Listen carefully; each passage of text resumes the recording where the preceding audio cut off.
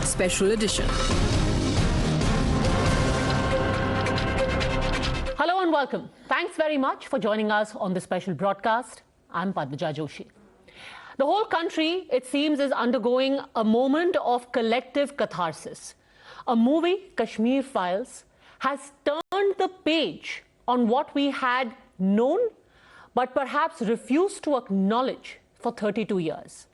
That a genocide of one community, a religious genocide, happened in our midst, and they remained silent. But it isn't and shouldn't be restricted to a movie. The files should be opened as a country. Today, we are joined by people with their personal testimonies. It's not about blame or about politics. The chaos and the noise of that should not overshadow what this really is about. A community finally finding its voice. And that's why joining me right now is Avinash Hakoo with me here in the studio. We also have Iqbal Duluji with us, Vijay Raina, Anmol Ganju, grandson of Justice Neelkant Ganju is joining us, along with Dilip Pandita. I haven't outlined their individual tragedies because there can be no comparison of personal agony. They themselves will tell us why they are here and why this moment is important to them. Avinash, I want to start with you. What really stood out for me personally when I was watching people's reaction is how suddenly there was so much emotion. There are, emotional movies made, comedies made, people react to it at a human level. But the kind of outpouring that happened in the case of Kashmir Files, why is this happening? What about this movie is bringing this out? Yeah, see, I think at the outset, let me thank the entire Times now for taking this opportunity of bringing it to the world, and projecting it to the world with exactly the agony that you have gone through. I mean, what we as a Kashmiri Pandits have gone through collectively. See, when I saw the movie, or when people saw the movie, they immediately started correlating with what had happened with them probably 32 years back, 32, 33 years back. They immediately started correlating with all this, and that is where the emotional part of them came out. This probably may have, got down their memory lane because it's a 31-year-old.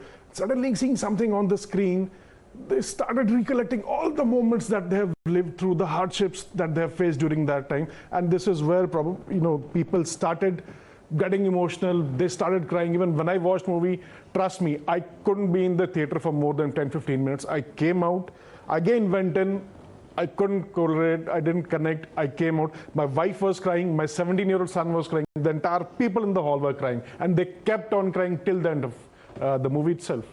It's not correlating with your past. That is how you get emotionally connected with. Why did you leave the theater? I couldn't withstand the pain. It started getting into me. I was like, I was living in it. The movie, I could see a screen, a big screen right next to me, but then I felt like it's me there in the screen who is getting beaten because I said Sachin, or it was Sanjay Manjrekar to be precise. They made it Sachin this time. It was Sanjay Manjrekar who made a double century. What the first scene, the opening scene in the movie. Sanjay scored a 200 double century. Sanjay Manjrekar. Yeah, Sanjay Manjrekar scored a double century, and I was like, no, I am Sachin, I am Sanjay Manjrekar. And this is how it all started. I felt like, I'm the one who is playing. I said an Indian name, and I'm the one who is getting all the beating. Why did you say Indian name? Say any Pakistani name for that matter. Don't say an Indian's name. This is not India. We are Pakistanis. We are supposed to be part of Pakistan sooner or later. Dullu Sahab, has this reopened old wounds? A lot of people are saying, why are you scraping old wounds and creating problems? See, there are two aspects to this story. One is the corporeal damage, that means the deaths, the agonies faced by people, the persecution faced by them. The second is later on the demeaning behavior in which they left their land, and then people were saying that they have left out their own will and they are getting land outside, and then they are a migratory, and then they give the name of migration. They are migrants, not knowing that it's not migrant. A man who leaves everything behind, all his assets, all his belongings, everything. Is he a migrant? He has not gone suo moto out of his own will. There's a clear reference in the International Human Rights Geneva Convention that a man who leaves his home taking a backpack with him and the shoes and crosses an international border, he's a refugee. He has come out by persecution. But here there was a slight glitch. What happened was inside the country, we didn't cross the borders. But inside we were refugees, we're not migrants. And then they were brought, they had no other place to go. They were put in those shanty small tents, who were lashed by storms, and they were bare, their heads were bare at night. And then people died of snake bites, heat strokes. They were bewildered a lot. लोगों ने कहा भाग गए ये तो इनको वहाँ कोई डोल मिल रहे हैं. They're getting doles outside. They may find even opportunities. So that pain, first of all, is your physical pain. Second is the trauma. And the third is this demeaning behavior from everybody who were at the helm of the affairs. How do you tolerate all this? And once this picture came out, this time the cinema, made by Sri Agnihotri, it caused again that feeling that the people are crying because they feel there's a redemption somewhere for the wrong done to us.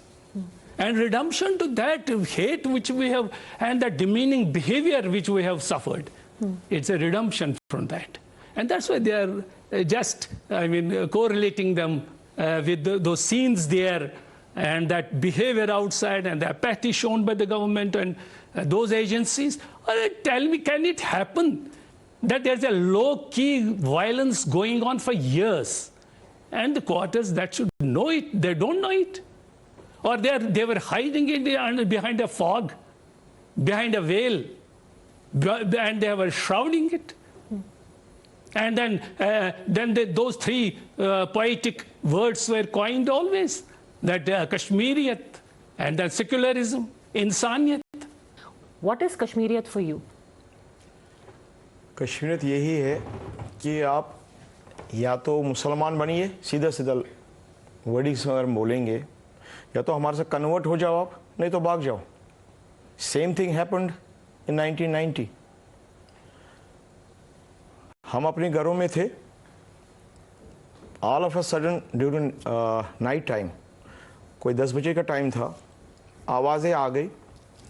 हमने कभी जहाँ पर हम रह रहे थे, हबा गदल के पड़ोस में ही रहते थे, वहाँ पर all of a sudden streets, जो इंटरकनेक्टेड स्ट्रीट्स होते हैं, ऑल ऑफ अ सडन बहुत भीड़ में लोग आ गए.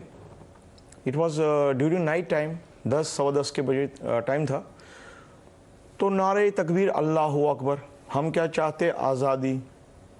और कश्मीरी पंडितों देवर वो कश्मीरियों में कह रहे थे कश्मीरी पंडितों बाहर आ जाओ. तो हम डर गए. हमें ये नहीं पता था तब तक ये हर जगह है, ऑल ओवर कश्मीर में ऐसे ही है. हम डर गए, हमने लाइटें बंद की, पथराव इतना हुआ, हमारे घरों को पत्थर मारे गए. तो उसके बाद चुप हो गए. शोर ही शोर मस्जिदों में, काफ़ी शोर कि कश्मीरी पंडितों बाहर आ जाओ, कश्मीरी पंडितों, जो उनके लाउड स्पीकर्स थे मस्जिदों में.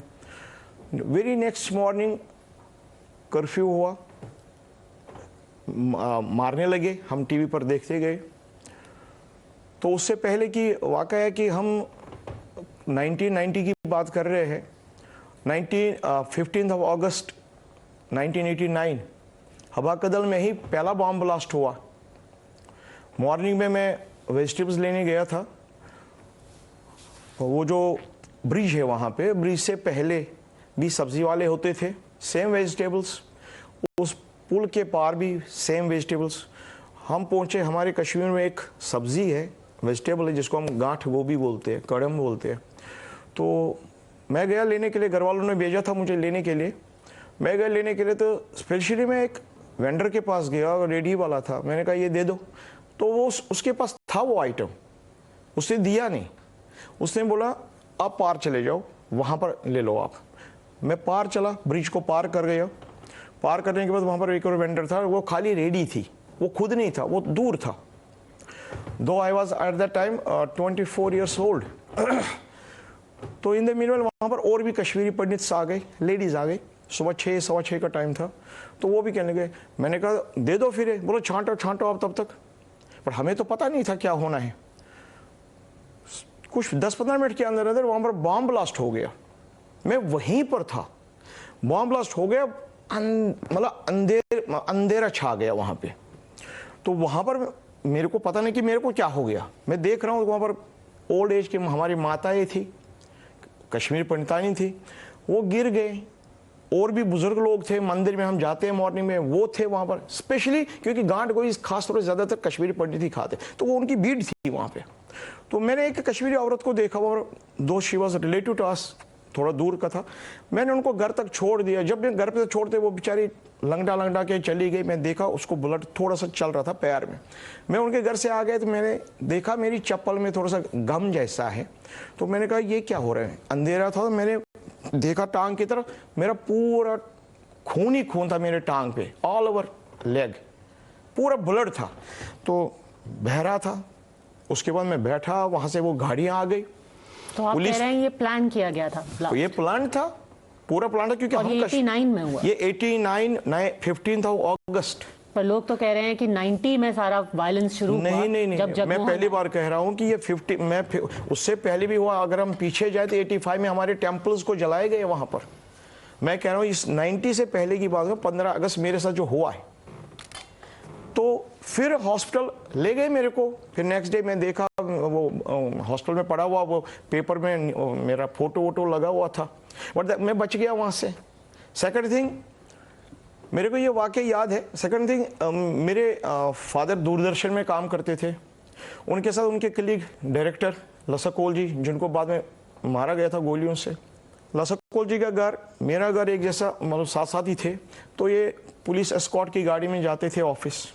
वहाँ से आते थे तो पहले फादर उतरते थे, फिर लसकोल जी के. जिस दिन की उनको मारा गया, पहले मेरे फादर आ गए.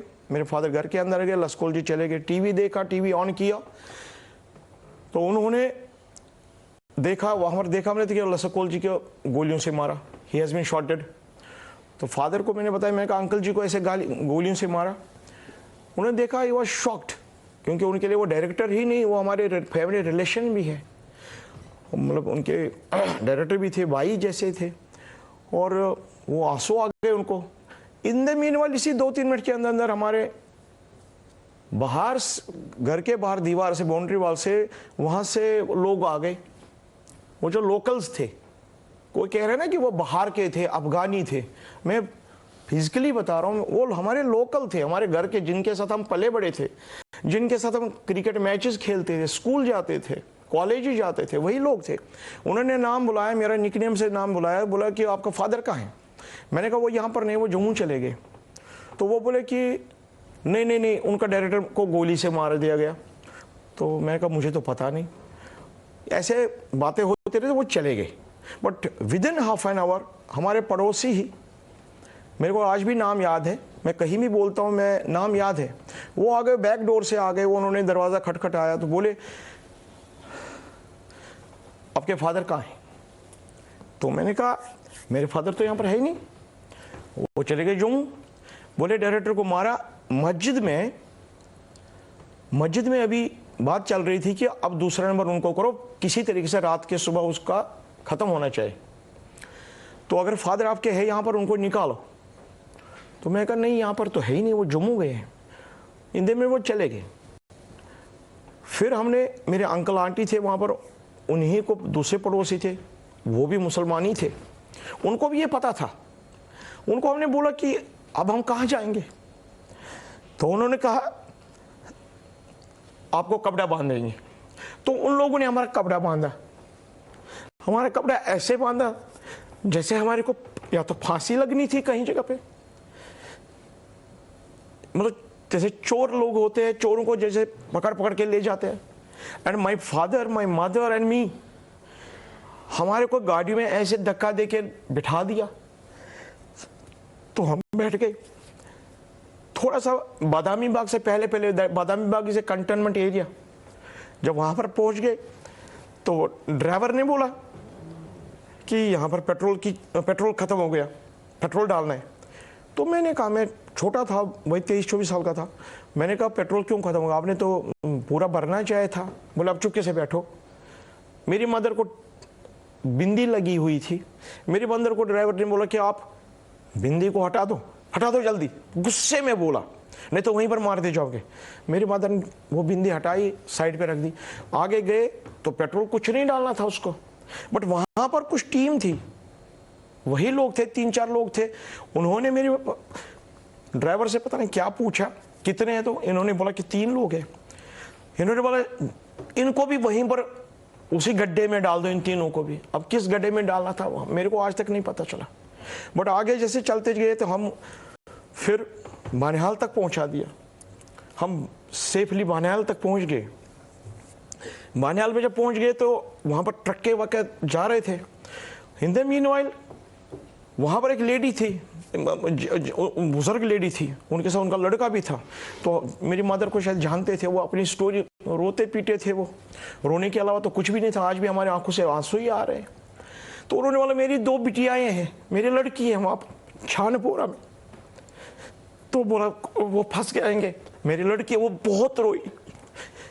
तो मेरी मदर ने बोला इसको भेजूंगी मैं गाड़ी में, अभी भी आया है तो इसको मारेंगे वहाँ पे। वो बहुत रोई, बोली मैं लगे भलाई, मैं प्लीज़ हाथ जोड़ती हूँ आपको, आप लेके आ जाओ उनको इसी गाड़ी, मैं दूंगी पैसा, मैं अपना, वो हमारा कश्मीर में होता है जैसे मांग लगा के वो डिजोर होता है। बोला मैं बेचूंगी, मैं आपको दूंगी, बेटा आप लेके आ जाओ। तो मैं चला गया उसी टैक्सी में बैग गए, मैं बनिहाल से पहुंच गया, 3-4 घंटे लगते, मैं पहुंच गया वहाँ पर छानपोरा में। बट छानपोरा में वो मिले नहीं, वो ऑलरेडी निकल चुके थे। और मैं फंस गया वहाँ पर, ऐसे टॉर्चर हुआ मेरा, मैं नहीं बयान कर सकता हूँ। मैं निकल गया, मैं पहुँच गया फिर बादामी बाग पहुँच गया। वहाँ पर मुसलमान, उस ड्राइवर ने बोला कि मैं अब आगे नहीं जाऊँगा, अब यहीं बोलते रहो। मैंने कहा मैं यहाँ पर कहाँ जाऊँगा, रात के 7 बज गए, मैं नहीं जाऊँगा यहाँ से। बोला नहीं आप जाओ, यहाँ पर कंटोनमेंट में है, यहाँ पर आर्मी वाले हैं, तो उसमें से आप इनके पास जाओ, ये आपको बिठा देंगे, आप लोगों के लिए आए हैं ये लोग। तो मैं वहीं पर तड़पता गया। बट लकीली वहाँ पर खनमू साइड में, खनमू नाम है उस जगह का, खनमू में एक 50-55 साल के व्यक्ति थे। वो देखा तो उन्होंने, आर्मी नहीं थे, CRPF थे, उन्होंने बोला ये लड़का है, ये रात के टाइम ये गया था किसी को लेने के, वो निकल गए, रात को अपने घर पे रखो। उन्होंने मेरे को अपने साथ ले गया, अपने घर पे लिया, खनमू में ही। उन्होंने अपना वहाँ पर मकान दिखाया। मैं इतनी स्टोरी इसलिए पता, मतलब क्या हुआ हमारे साथ वहाँ पर उन्होंने दिखाया। बोला पूरा 5 मंजिले का घर था, इतने कालीन भरे हुए थे हर कमरे में, सब कुछ। मैं बहुत डर गया, मुझे आंसू आते, मैं कहा मैं मम्मी पापा के पास जाऊँगा, मैं डर गया था। तो उन्होंने बोला कि नहीं बेटा आप डरो मत, यहाँ पर कोई कुछ नहीं करेगा। रात के टाइम उन्होंने खाना खिलाया, एक तरफ वो आंटी सो गई, एक तरफ अंकल जी सोए, मेरे को बीच में बिठा दिया। मॉर्निंग में उन्होंने मेरे को गाड़ी में बिठा के भेज दिया, उसमें आर्मी की गाड़ी थी। मैं बनिहाल पहुंच गया तो मेरी मदर रो रही थी। जब पहुंच गया, शाम के टाइम टीवी पर देखा, उसी आदमी को मार दिया गोली से खनमू में। मैं आज तक नहीं देख पाया उनकी वाइफ कहाँ है, उनके बच्चे कहाँ, जिन्होंने आपको शेल्टर, जिन्होंने मुझे शेल्टर दिया, जिन्होंने मुझे कहा कुछ नहीं होगा आपको। सुबह उन्होंने मुझे गाड़ी में बिठाया, शाम को देख रहा हूँ मैं उनको टीवी पर, नाम मुझे ने पुष्करनाथ, कुछ ऐसे नाम, पुष्करनाथ ही था उनका नाम, खनमू में। उनकी मिसेज ने, आंटी ने मुझे वो केसर का फूल दिया, बोले ये रख लो, भगवान आपका अच्छा आशीर्वाद दिया उन्होंने। मैं निकल गया। तो उनको एक तरीके से सजा मिली आपको शेल्टर देने की। मेरे को उनको सजा मिली, आपने क्यों रखा इसको, उनको क्यों रखा? Dilip Pandita, perhaps the most difficult thing that a lot of people find to reconcile is the involvement of people you knew. It's a difficult thing to say, पर कई लोग सबसे ज़्यादा इस चीज़ को लेकर आहत रहते हैं कि हम तो इन्हें जानते थे, ये तो हमारे घर के जैसे थे। क्या उस चीज़ को भुला के माफ़ कर पाए हैं? मैडम जी, इस चीज़ को बुलाना किसी भी कश्मीरी पंडित के लिए, खासकर जो हमारी एज के लोग हैं, खासकर जो हमारी एज के लोग हैं उनको ये मतलब बोल ही नहीं सकते हैं, बुला ही नहीं सकते इस चीज़ को। ये जो जिनोसाइड है, ये जो कश्मीरी पंडितों का जिनोसाइड है, इसकी स्क्रिप्ट जो है 1975 में लिखी गई थी। इसकी 1975 में लिखी गई थी जब इन्होंने ज़रा इस्लाहत शुरू किया था और कश्मीरी पंडितों की जो ज़मीन थी तो उस ज़मीन को इन्होंने 50-50 में बांटा था भाई, 50% मुसलमानों की, 50% हिंदुओं की। अब जिसके पास 20 कनाल से ज़्यादा ज़मीन थी उसका 1/4 पंडित के पास रहेगा, 2/3 मुसलमान के पास रहेगा। स्क्रिप्ट वहाँ से शुरू होती है और उसका ट्रेलर उन्होंने 1986 में शुरू किया था, जब कश्मीर में अनंतनाग डिस्ट्रिक्ट में पर्टिकुलर जहाँ पे हमारे मुफ्ती मोहम्मद सईद की रिजीम चल रही थी, वो कांग्रेस के लीडर थे उस टाइम, जब वहाँ पे हिंदू मुस्लिम का पहला राइट शुरू हो गया था। That was 1986 and I am victim of that 86। I am a victim of that 86 because मेरा भी उस दिन काउ शेड जलाया गया था। तो दैट वाज ए ट्रेलर। उसके बाद में 1989 में, this was the month of September, जब पहला ब्लास्ट हुआ था, I am eyewitness of that blast which took place in Anantnag bus stand in JKSRTC bus, and I was eyewitness of that blast which took place at 5:10 evening. तो भगदड़ much गई, वो हो गया, ये हो गया, लोग भाग गए, किसी को पता नहीं था क्या हो रहा है, नोबडी नोज। उसके बाद मैम जब शुरू हुआ किलिंग शुरू हुई भाई, आज उसको मारा, आज इसको मारा, आज इसको मारा, आज इसको मारा। अल्टीमेटली एक दिन महाभारत हम देख रहे थे, it was 8:30 in the morning, एक एम्बेसडर गाड़ी आती है हमारे गांव के, हमारा घर जो था बिल्कुल सड़क के ऊपर था, तो मैं महाभारत देख के बाहर निकला था, उन्होंने मेरे को कॉल किया, बोला आ जाओ।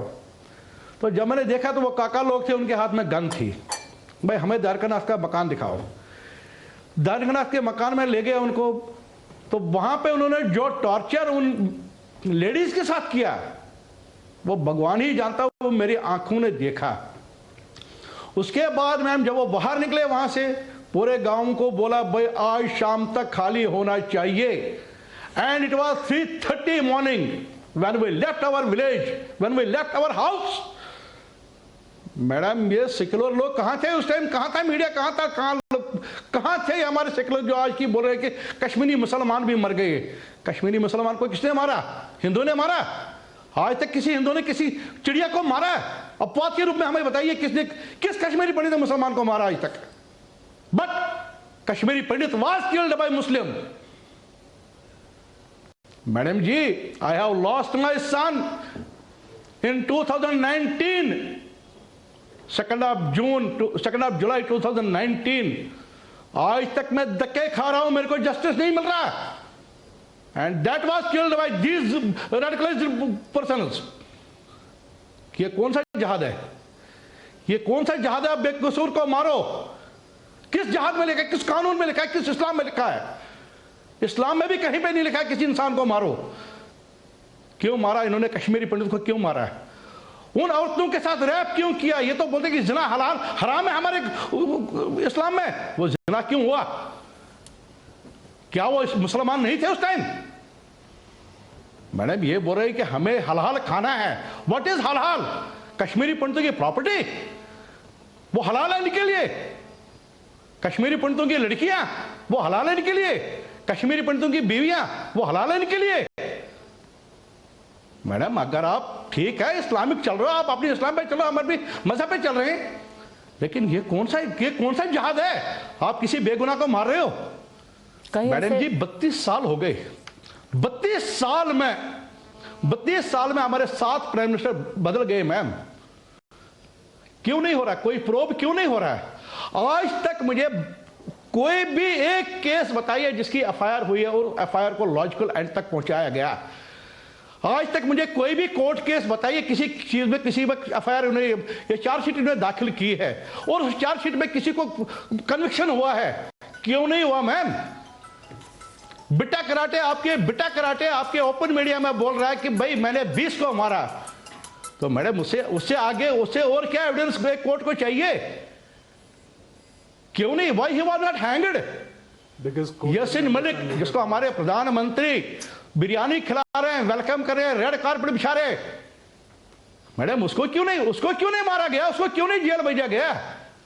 आज की डेट में भी वो जेल में है। किस चार्ज में? किस चार्ज में? हवाला केस में, मनी लॉन्ड्रिंग में, हवाला केस में। वो आज मिलिटेंसी के केस में बंद और है। ये अंडरस्टैंडेबल है कि इस तरीके के जख्म तब तक नहीं हील होंगे. These wounds will not heal. They will remain open till the time the perpetrators are there in plain sight. The country has seen that it's only now that they're even in jail. They were free radicals.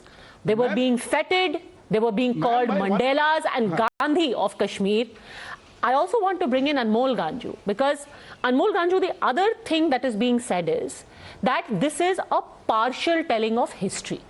अगर पंडितों ने सफ़र किया तो मुसलमानों ने भी सफ़र किया. क्या आपको लगता है कि ये film and the telling of history is a half truth? No, in fact, I think that this movie which has been made, it brings out a very suppressed and a dark truth. And that's why the reaction from multiple stakeholders, including political parties, seem to suggest that there are truths that no one wants to hear. There will be no closure until this part of the story is narrated. I take the point that Kashmiri Muslims have also suffered, but they have not suffered because they are Muslims.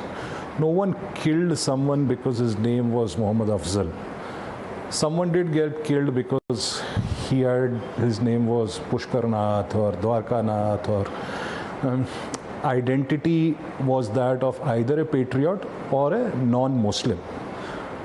There have been Muslims are 98-99% of Kashmir Valley. There has been a war facilitated with very active collaborators inside. How is it possible that Kashmiri Muslims won't die? But they didn't die because they were Kashmiri Muslims. They died because of other reasons. Why did a Kashmiri Hindu die? He died because of the religion he chose to follow. And that is the vital difference. He died because he was perceived to be an agent of the state. He died because he was perceived to be a symbol of Indian nationhood in Kashmir. That is what makes the crime unpardonable. And I also want to make a few other points. You said that there will be no closure till such point that the perpetrators are in sight. See, the list of perpetrators goes on and on. When a Kashmiri Pandit laid down his life, implicit was his faith that the state will stand behind him, because it is the state for which he was dying. He was not revolting against the state. On the contrary, despite untold hardships, snatching of properties like Land Act rights, etc., his patriotism was never in question. The state chose not only to turn a blind eye, but turned an active collaborator in his extermination. And the nation stood in silence. The movie, people are coming out with emotional scenes, people who have undergone the tragedy themselves, like one of my co-panelists, but even, there is mass weeping of people who have friends, etc., who haven't experienced it. I think it is also the collective consciousness of the nation which recognizes that how was this truth suppressed from us for so many years. In today's time and age, when your crews will go to far-off lands like Ukraine, etc., to highlight human tragedies, as and wherever they happen, how come in the same country, there was a genocide of this order and it remained untold? What part of this film there was a conspiracy or any of story silence spoke to you that you related to? No, every part. Every part was spoken to. My grandfather's murder, the fact that the then Prime Minister refused to act, the fact that on a flight he refused to acknowledge the fact that situation was turning extremely grim. These are stories we have lived through. It is basically to enlighten the people of this country. This movie is part of our early life. We've lived it. So there's no one particular thing which is extraordinarily appealing. But what gladdens me is the fact that it is the most accurate depiction of truth as it happened. Movies have been made earlier and movies will be made after this. But in terms of just highlighting the naked truth with all its discomfort that it is causing to multiple people, I think just sets the record straight. A Avinash, terrible record of the you Indian spoke state specifically- being complicit in murders of Indians. The Newshour Special Edition. You spoke specifically of an announcement. Most people who are watching the film see that, अरे ये उनके साथ कैसे हो गया? But you heard your name being called out. What is your memory of that? Exactly. That again, this goes to October 1989. See, I come from a downtown in Kashmir, which is known as Ali Kadal. It's in Srinagar city, downtown, and we were very close to a mosque. We call it Kani Masjid. The name of the mosque was Kani Masjid. It was in Nawakadal. So me and my cousin, we were all connected with the people around us. We had a couple of Muslim families. We shared the common playing area and all that. You were teenagers. Exactly. I was 15, in fact. Precisely, I was 15 years old then. So we all played, and I don't know, luck by chance maybe, we were very good in playing. There was a grudge which was developing. Please consider this, I'm repeating again, there was a grudge because we did play well. We did play it well. They found it as a threat. Second thing, I don't exactly recall the date now, it was October 1989. We heard it saying, my cousin was named specifically by his surname. I was named, and we were told that we will be killed tomorrow morning. We heard this from our own ears. We were told that you will be killed tomorrow morning. I was made to leave Srinagar overnight by my parents. I boarded a truck. I was hidden behind this pile of fruits, the fruit trucks and all. It was a fruit truck. I was hidden behind the truck, and I was made to board, and overnight I reached Jammu. See, Kashmir Files, what exactly it did, it showed the pain that Kashmiri Pandits had gone through, and it was not projected till date. It was not shown to the world till date. Nobody in the world knew what happened to my panelists here. Nobody in the world knew what आया happened. किधर से? क्या आपको किसी ने बोला कि आपको निकल जाना है? कैसे थ्रेट आया किधर से? We were told, get killed or get out. We heard this. There was a narrative which was given to Kashmiri Pandits back in 1989. The narrative said, relive, salive, galive. Then it says in English as either you convert or you run away from Kashmir or you die. There was nothing else for us. But क्यों चीज़ें इतनी क्यों बदल गई? आपने बोला कि there was common sharing, और अभी भी लोग बोलते हैं कि हमारे में मेल जोल था. अभी भी लोग बोलते हैं कि आप वापस आ जाइए, we are one, we are all Kashmiris. तो अचानक चीज़ें बदल क्यों गई? जो लोग साथ में उठ बैठ रहे थे, खा पी रहे थे. These swings you will observe in Kashmir history, and you will observe in the behavior of the Kashmiris. Did you see a swing like that? Oh yes, in Muslims particular. In your neighbors? Yeah, the basic thing, the basic bedrock of their proceeding against things is that they suddenly change. They don't remember that they once played with us, or they were our own neighbors, or they were closely related to us in our work, in our institutions, in our offices. आपने बताया था कि आपने देखा, जब आपके neighbours आए आपने पहचान लिया. बिल्कुल पहचान. कभी आपने पूछा उनसे? उनसे मुलाकात ही नहीं हुई उसके बाद, कि क्योंकि हम तो निकल गए 90 में, हम निकल गए, तब से हम यहीं पर है, दिल्ली में है. उनसे मुलाकात ही नहीं हुई. कभी वापस नहीं गया? अभी वापस नहीं गए. क्यों? डर लगता है. मैं अभी ये कह रहे कि आप अभी बात कर रहे हैं आप कि वापस आ जाओ. वापस कहाँ जाएंगे? जिसने मेरे को कहा आज से 32 साल पहले कि आप निकल जाओ, जिसने मेरे सर पर वो टोपी बांधी, चोर की तरह भगा दिया वहाँ से, मेरे फादर मेरी मदर को उल्टा सीधा बोला. मैं यहाँ पर वो गालियाँ गलोच नहीं बोल सकता हूँ. उन लोगों ने क्या क्या गाली की. दे वर जस्ट माई नेबर्स. उन्होंने हमें भगा दिया, और आज वो कह रहे हैं आ जाओ, और हमें भी दर्द है. और अभी हमारे साथी कह रहे थे कि मुसलमानों को भी मारा. Again I am repeating, Kashmiri Pandit आज अगर 90 में भाग गया वहाँ से, तो ऐसा नहीं कि कश्मीरी पंडित 90 में भागा, 90 तक तो बिल्कुल ही बढ़िया था सब कुछ. नहीं, नो, ऐसा सही नहीं था. देन व्हाट डिड हैपन कि हमें भागना ही पड़ा. उससे पहले भी अगर इंडिया पाकिस्तान का मैच होता था, इंडिया ने जीत लिया, तो हमारे घरों के ऊपर पथराव होता था, शीशे हमारे फोड़े जाते थे, बच्चे होंगे रास्ते में उनके चांटे मारे जाते थे, हमारे साथ ऐसा टॉर्चर होता था। हम अगर टीका लगाएंगे, पंडित है हम, या शिवरात्रि पे, वो लगाना नहीं था, मिटाओ, ये साफ करो, ये साफ करो, करना पड़ता था।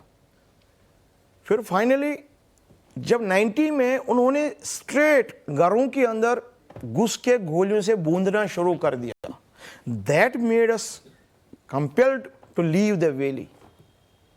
तब तक तो हम बर्दाश्त कर ही रहे थे ये सब चीजें, हमारे साथ बहुत टॉर्चर होता था वहां पर हमारे से ये पता था कि हम अपने ही देश में, हम कश्मीर से निकल गए, कोई कहीं भी कोई भी चला गया। आज तक भी ऐसे रिलेशंस में हम छोटे छोटे, इन्होंने तो पिक्चर बनाई है, we are so grateful of Vivek Agnihotri ji and team. But क्या हम 3 घंटे में 4 घंटे में कितनी ऐसी स्टोरियां होंगी जिनके साथ बीती होंगी। मैं अपनी फिर अगेन जो मेरी मदर के साथ हुआ वो और भी मेरी माताओं के साथ हुआ होगा। जब हम यहाँ पर आ गए, हम तो डायरेक्ट दिल्ली में ही आ गए, जब हम आ गए यहाँ पे तो हमारे साथ कुछ भी नहीं था, नथिंग। यहाँ पर अब चाय पीने तो किस में पिए। हमारी मदर कह रही कि मैंने 2 रुपये में 25 पता नहीं 30 पैसे का कांच के गिलास लाए, अब 2 गिलास लाए पिए। फिर ये स्टार्ट हुआ हर कम्युनिटी, मतलब अपनी कश्मीरी पंडितों की फैमिलीज में हर जगह ऐसा ही हुआ कि देखो मेरे घर में तो इतने गिलासेस थे, मेरे घर पे इतने बर्तन थे, मेरे घर पे इतने प्रेशर कुकर थे, अब यहाँ पर है ही नहीं कुछ भी। ये सोचते सोचते सोचते कश्मीरी पंडितों को डायबिटीज बन गए, वो ये मेंटली इतना टॉर्चर हो गया, स्पेशली हमारे ओल्ड एज के जो हमारे पेरेंट्स थे, हमारे मदर, हमारे फादर, उनसे भी उनको ये चीज बर्दाश्त नहीं हुआ।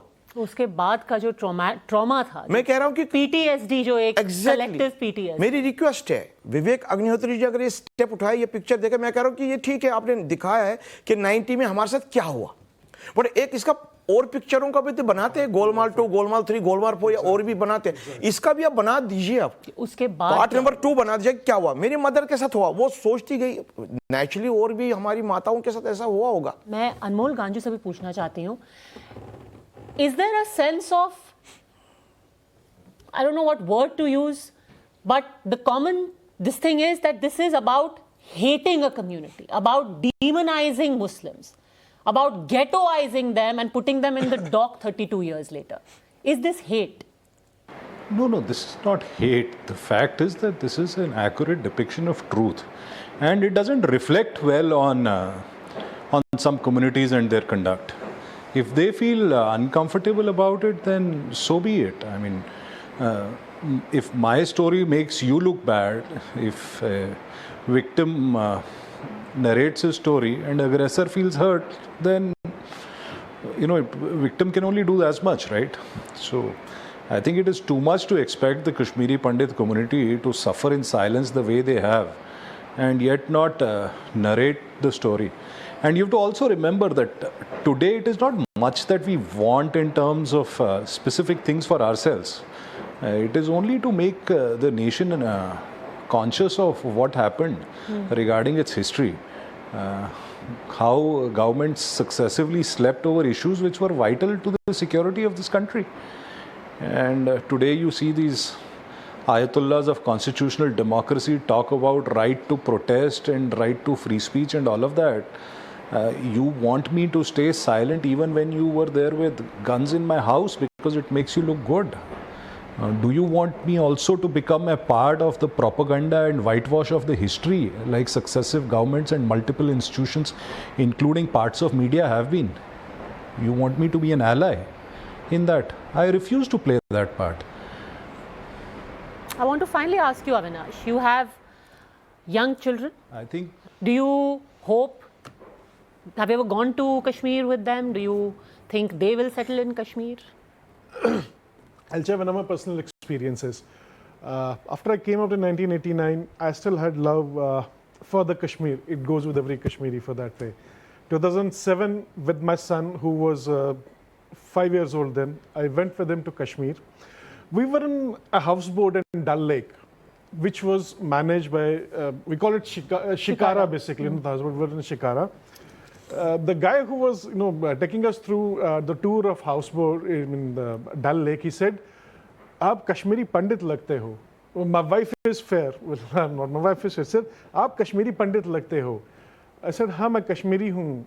And his word was, "यहाँ कैसे आना हुआ?" I'll repeat it in Hindi so that it becomes, people can correlate. He said, "यहाँ कैसे आना हुआ?" मैंने कहा, "यार ऐसे ही घूमने आ गए." And second line was, "घूमने आए हो तो ठीक है, अगर रहने आए हो तो सोचना भी मत." And this is not 89 or 90. I'm talking about 2006, 2007. After 18 years, the mindset hasn't changed. Do we expect them to change now? No. Do we accept? Do we consider that they are going to accept us as their own brothers, as the one people who lived with them in a period of what? I think 50 years, 60 years, 70 years? No. There is no acceptability for Kashmiri Pandit in the Kashmir now. The new Kashmir, which has been taken up as the Muslim state of India. I'm very sorry for using this language, but let's be blunt. The Kashmir is not a mixed culture of people who live there now. Kashmir is nothing more than a Muslim state of India now. And the feeling goes on now. We are not considered as a residents of the state, of the place. We are just a tourist there in case we go there. But that is, again, we are under a severe threat of being a Kashmiri Pandit that can be targeted anytime, even today. And that remains a fact. These are very difficult things to speak of, even after all of these years. These are some hard truths. These are perhaps politically incorrect things to say in the general atmosphere where everything should be balanced, everything should be tempered a little bit. Harsh words are generally not received well, but well, these are harsh lived realities which you cannot gloss over, and you cannot sometimes soften these harsh truths. For being able to come here and speak about it, I thank each one of you individually. I'm sorry if this caused you pain, caused you agony. I'm just extremely grateful to have been here to be able to listen to you. Thank you very much.